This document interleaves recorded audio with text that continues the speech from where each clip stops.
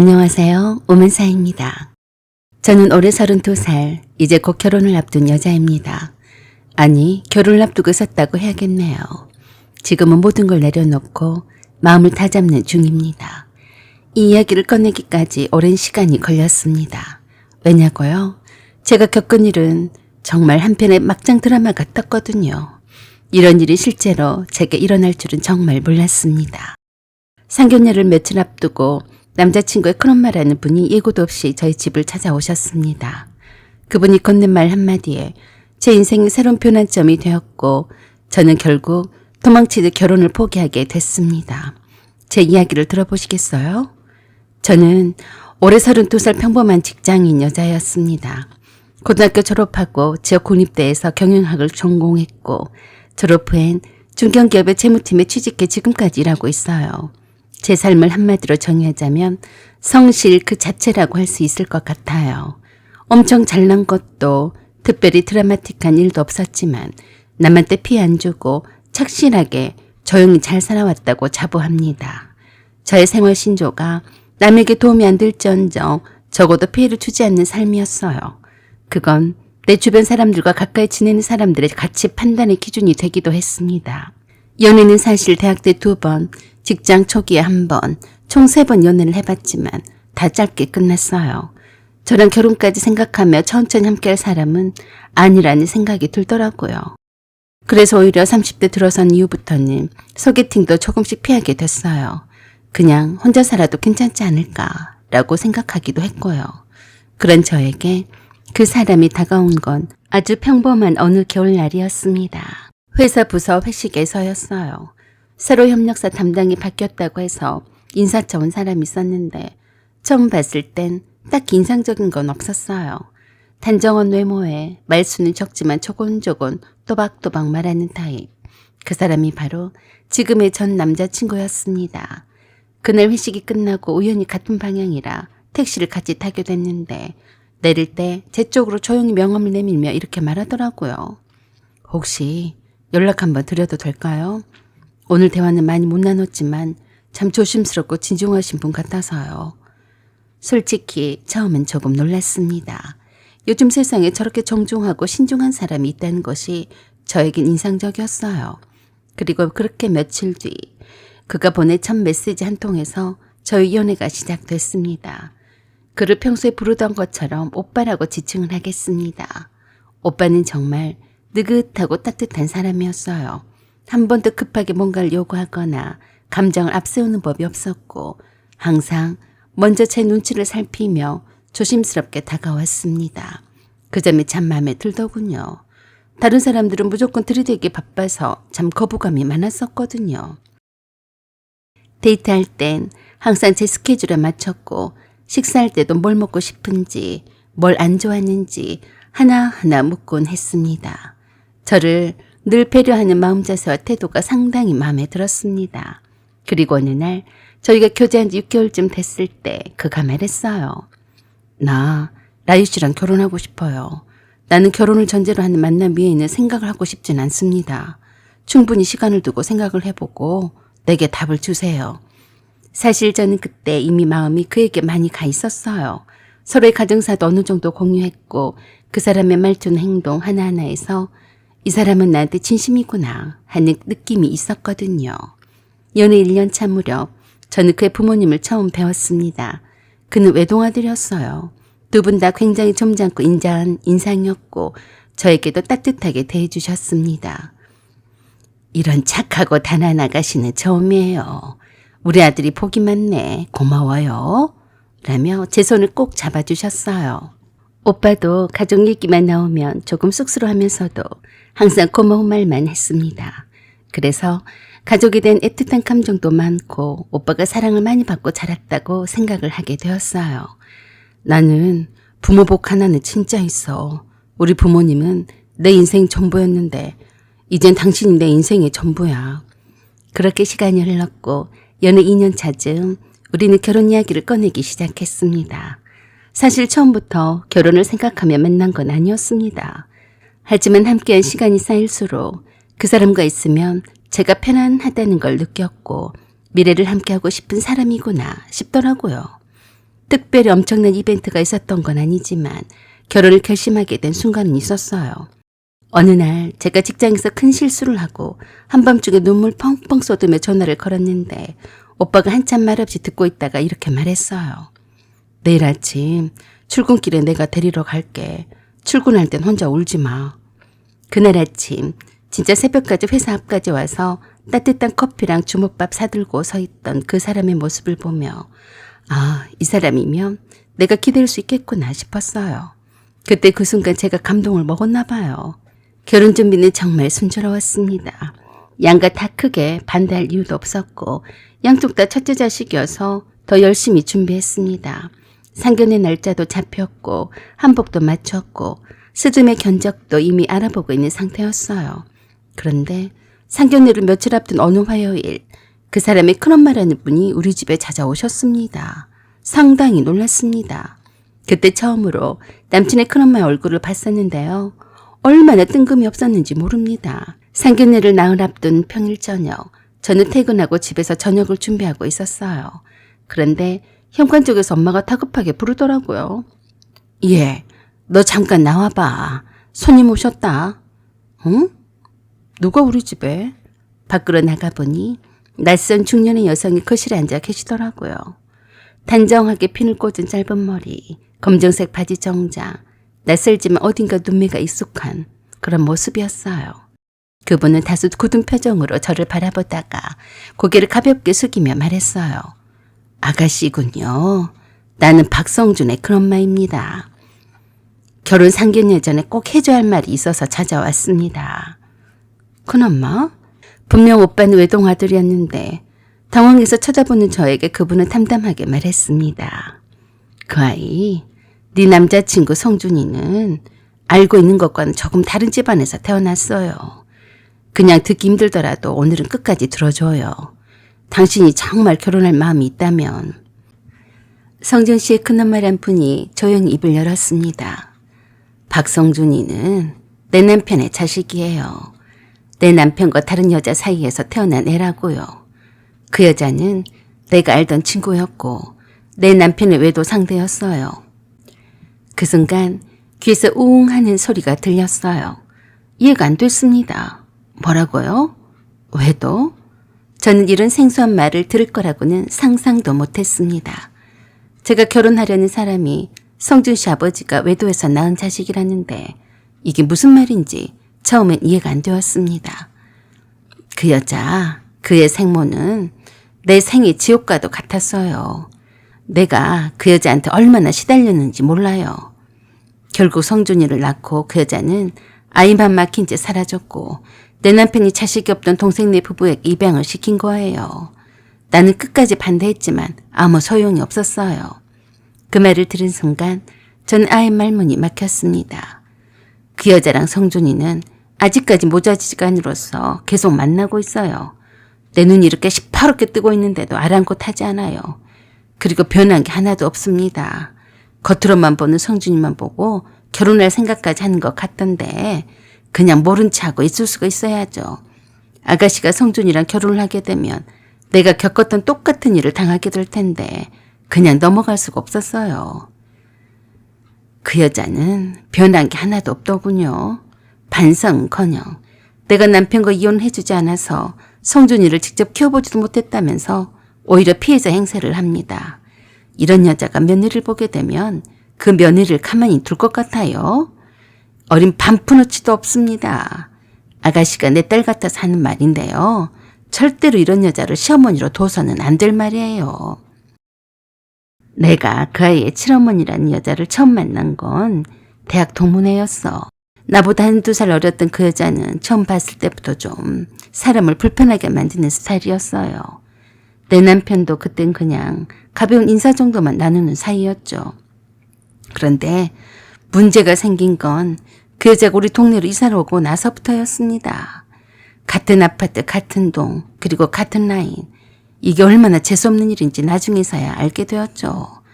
자연스럽게 우리 부부랑 자주 마주치게 됐고 어느 순간부터 그 여자가 자꾸 우리 집에 자주 오면서부터 눈치를 챘어야 했는데 설마 그럴 거라고는 상상도 못했었죠.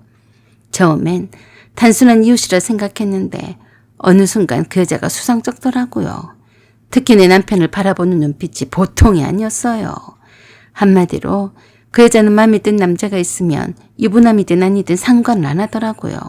작정을 하고 남자를 꼬시는 타입이었는데 나는 그때만 해도 주변에 그런 사람을 본 적이 없어서 그런 여자는 영화나 드라마에서나 나오는 거라고 생각을 했기에 의심을 하지 않았어요. 그리고 아니나 다를까 그 여자는 어느 날부터 남편 회사 근처에서 우연히 자주 마주쳤다고 했고 같은 헬스를 다닌다느니 남편이 좋아하는 와인을 자신도 알게 됐다느니 자꾸 남편에게 관심을 받기 위해서 온갖 시도를 다 했어요. 나중엔 남편이 퇴근하고 오면 그 여자가 우리 집 앞에서 기다리고 있던 날도 있었어. 대놓고 남편 유혹을 했어요. 혼자 사는 여자가 이렇게 무섭더라고요.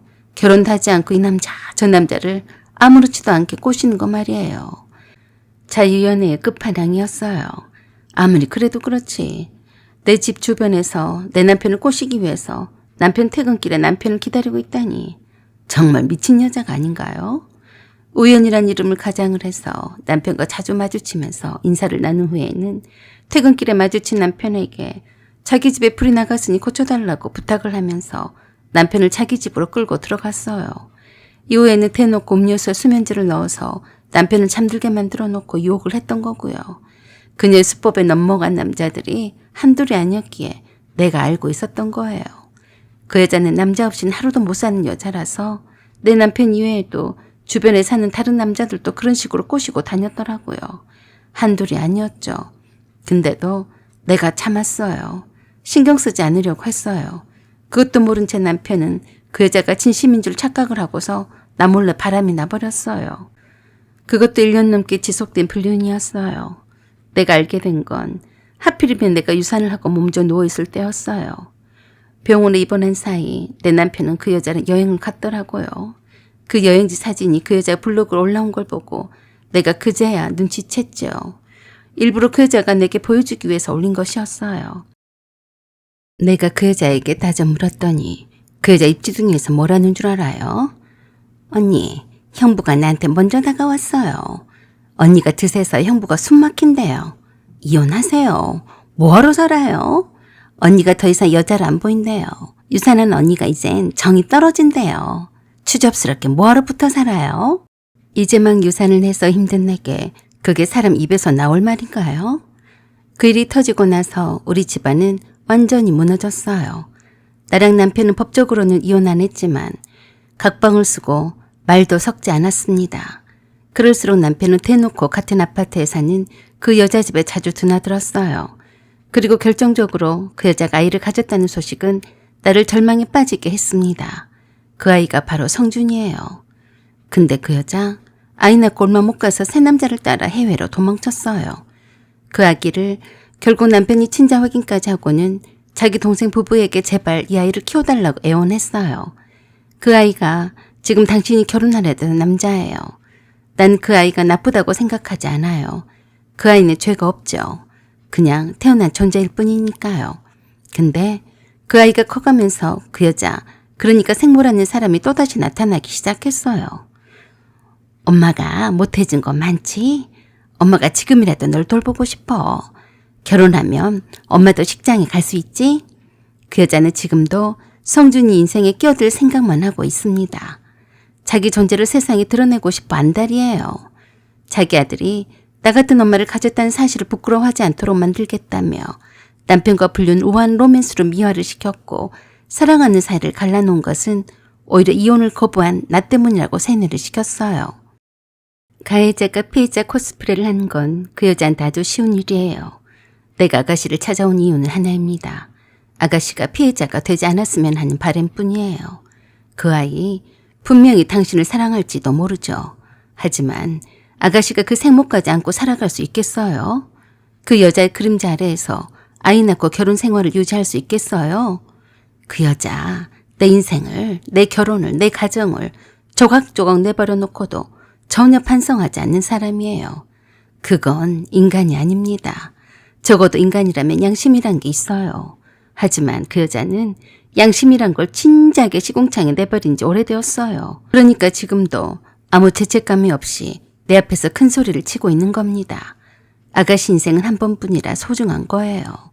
내 말 듣고 잘 판단해서 인생을 종치지는 말아요. 내가 하고 싶은 말은 이게 다예요. 난 그럼 이제 그만 가볼게요. 라고 하며 돌아갔습니다. 그날 이후 저는 며칠 동안 방 안에서만 울었습니다. 이해도 되지 않고 받아들일 수도 없었어요. 그 사람이 나쁜 사람은 아니에요. 그 사람 자체는 따뜻하고 조심스럽고 누구보다 배려 깊은 사람이었어요. 하지만 그 인생에 묶여있는 그 생모라는 사람은 정말 두렵더라고요. 저는 결국 상견례를 하지 않겠다고 통보했고 그 사람에게도 정중하게 이유를 말해주었고 헤어지자는 마지막 메시지를 보냈습니다. 답은 오지 않았습니다. 그리고 상견례 예정일 딱 그 시간대에 그 여자가 제 집에 찾아왔습니다. 초인종이 5번쯤 울리고 생판 모르는 아줌마가 문 밖에서 나를 찾더랍니다. 문을 열어줬더니 자신이 성준 씨 엄마라고 하더라고요. 성준 씨의 생모가 저를 직접 찾아온 거였어요. 눈썹을 문신처럼 진하게 그린 눈매, 가죽 점퍼에 담배 냄새가 배어있는 듯한 모습. 그녀는 씩 웃으며 말했어요. 아, 드디어 보네. 예비 며느리님, 왜 상견례 안 나왔어? 저는 할 말을 잃었습니다. 그녀는 슬리퍼를 툭 차고 거실로 들어와 제 방문 앞까지 오더니 팔짱을 끼고 섰어요. 나는 그의 엄마야. 어쨌든 엄마는 엄마지. 네가 그걸 무시한다고 달라지는 거 없어. 그녀는 계속 웃고 있었지만 눈빛은 싸늘했어요. 내가 말이야, 이 손으로 낳았어, 그 애를. 남들이 뭐라든 지 엄마가 누군지 그 애는 알아. 네가 우리 애 버렸지? 그래놓고 멀쩡하게 네 집에서 밥 처먹고 있어. 엄마가 말렸어요. 여기까지 오셔서 뭐 하시는 거예요? 딸한테 이러시는 건 너무한 거 아닙니까? 빨리 돌아가세요. 그 여자는 고개를 돌려 엄마를 노려봤어요. 어머님, 딸이 우리 아들 인생을 박살내놓고 지 혼자 조용히 살겠다고요? 그게 어디 통하나 보자고. 그리고 제 쪽으로 몸을 돌렸습니다. 너 이 결혼 깨잖아? 나 가만 안 있어. 너네 회사 친구들 주변에 다 말할 거야. 저는 벌벌 떨렸어요. 공포 그 자체였죠. 그 여자는 소파에 털썩 앉더니 담배를 꺼내려다 엄마의 제지에 다시 쑤셔놓고 말했어요. 내가 말이야, 예전에도 어떤 여자애 하나 혼인 신고하기 전에 도망치게 만들었어. 내가 맘만 먹으면 너 같은 것은 시군종 먹기야. 감히 내 아들을 망쳐놓고 도망갈 생각을 해? 어이가 없더라고요. 감히 여기가 어디라고 쫓아와서 협박질인지 가만 놔두면 안 되겠더라고요. 엄마가 나가달라고 몇 번을 말을 해도 듣는 둥 마는 둥 했습니다. 좋은 말로 해서는 절대로 안 듣는 타입이란 걸 깨닫게 되었어요. 그래서 우리 거실 소파에 맘대로 앉아서 짓거리고 있는 그 아줌마한테 다가가서 내가 성준 씨한테 전화를 걸었습니다. 야, 이 거지 같은 새끼야. 네 엄마가 우리 집에 쳐들어와서 나한테 협박하고 있다. 네가 우리 집에 와서 깽판치라고 시켰냐? 이 상놈의 새끼가 이런 생 거지 같은 엄마가 있다는 걸 나한테 숨겼어? 빨리 와서 데리고 안 가면 네 엄마는 내 손에 뒤질 줄 알아. 알았어? 라고 하면서 성준이 엄마가 짓거리는 소리를 전화로 다 녹음했습니다. 그러던지 말던지 자기 아들한테 생욕을 퍼붓다면서 이리 뛰고 저리 뛰고 삿대질 해가면서 나를 한 대 칠 기세로 내게로 달려들었어요. 그러자 엄마가 360도 한 바퀴 돌아 뒷발 돌려차기로 성준 씨의 엄마 낯바닥을 갈겨버렸더니 그대로 나가 떨어졌습니다. 그 뒤로 꼼짝도 않고 쓰러져 버렸어요. 악 소리를 내며 짧은 비명소리가 상준 씨 휴대폰에 들리자 상준 씨가 악을 써대며 그러더라고요. 엄마, 라이한테 털끝만큼도 손을 대면 내가 가만히 안 있을 거야. 지금 누굴 친 거야? 빨리 대답 안 해? 라이야 대답 좀 해봐. 나 거의 다 왔어. 내가 지금 경찰을 불렀어. 나보다 빨리 도착할 거야. 저는 그냥 엄마랑 피식 웃고만 있었어요. 성준 씨보다 성준 씨가 급히 신고한 경찰들이 먼저 저희 집에 도착을 했습니다. 문라이 씨 분이 누구세요? 괜찮습니까? 박성준 씨가 문라이 씨를 엄마로부터 보호를 해달라고 요청을 해왔어요. 저기 쓰러져 있는 분이 문라이 씨인가요? 그래서 제가 그랬어요. 아니요. 혼자서 미끄러져서 넘어지더니 저렇게 누워만 있네요. 제가 문라이입니다. 문라이 씨는 다친 데는 없나요? 네. 뒤이어 상준 씨가 도착을 해서 내가 말짱한 것을 보고는 안도의 한숨을 내쉬더라고요. 그제서야 자기 엄마가 쓰러져서 널브러져 있는 것을 발견하고는 구급차를 부르더라고요. 성준 씨가 정신 차리라고 성준 씨 생모 얼굴을 때리자 간신히 정신이 드는지 그러더라고요. 전년들이 날 이렇게 했어. 그러자 엄마가 그 상반대기에다가 얼굴을 들이밀고 성준 씨의 생모 귀에다 대고 말했습니다. 너 또 한 번 내 딸한테 달려들면 뒤질 줄 알아. 그날이 네 제삿날이여. 뼈도 못 추리게 할 테니까 그리 알아. 그 말에 움찔하며 눈동자가 커지더니 공포에 떠오는 듯 싶었습니다. 생전에 그런 경험은 한 번도 못 해본 듯 했어요. 구급차로 실려가서 병원에서 치료를 3달간 받았습니다. 갈비뼈 3개가 부러졌고 손목 골절에 어금니가 2개가 나가버렸다고 하더군요. 끝까지 경찰을 불러달라며 엄마와 나를 고소를 하겠다고 설레발을 쳤는데 그런 성준 씨의 생모한테 성준 씨가 그랬습니다. 엄마, 계속 그러시면 내가 엄마 입을 꿰매버릴 거예요. 아니면 정신병원에 쳐넣을 거예요. 내가 내 휴대폰으로 엄마가 라이한테 한 것을 실시간으로 다 들었는데 무슨 억지를 써요.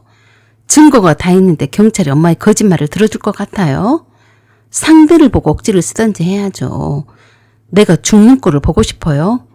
라이가 휴대폰에 녹음된 증거물 가지고 엄마를 고소를 안 한 것만 해도 고맙게 생각해요. 알았어요? 내가 전생에 무슨 죄가 있어서 엄마 때문에 라이랑 헤어지고 내 인생을 망치는 거예요? 다시는 엄마라고 부르지도 않을 거고 나를 아들로 생각지 말아요. 내가 마지막으로 병원비는 대줄 테니까 이후에는 나를 절대로 찾지 말아요.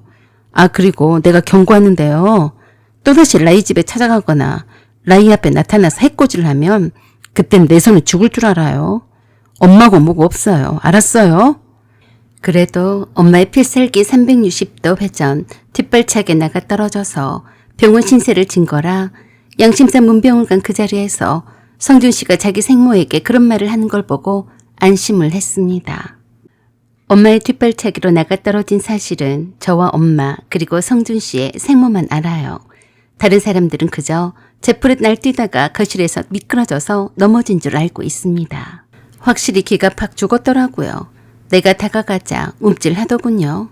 내가 성준 씨한테 엄마가 왕년에 태권도 유단자였다는 것을 말 안 한 것이 참 다행이었다는 생각이 들었습니다. 성준 씨의 생모는 상대를 잘못 만난 거죠. 그 뒤로 성준 씨도 성준 씨의 생모도 내 앞에서 얼짱거리지는 못했어요. 저도 엄마가 아니었으면 어쩔 뻔했나요? 내 인생의 한순간 뒤집힐 뻔했지만 최소한 감당할 수 없는 고통 속으로는 가지 않았으니까 이 얼마나 다행한 일입니까? 지금 이 사연을 듣고 계신 여러분, 혹시 사랑이 전부처럼 느껴지시나요? 사랑은 분명 소중하지만 사랑 하나만으로는 감당할 수 없는 것들도 있다는 걸 저는 이 경험을 통해 배웠습니다. 사연은 여기까지입니다. 구독과 좋아요, 알림 설정 부탁드려요. 감사합니다.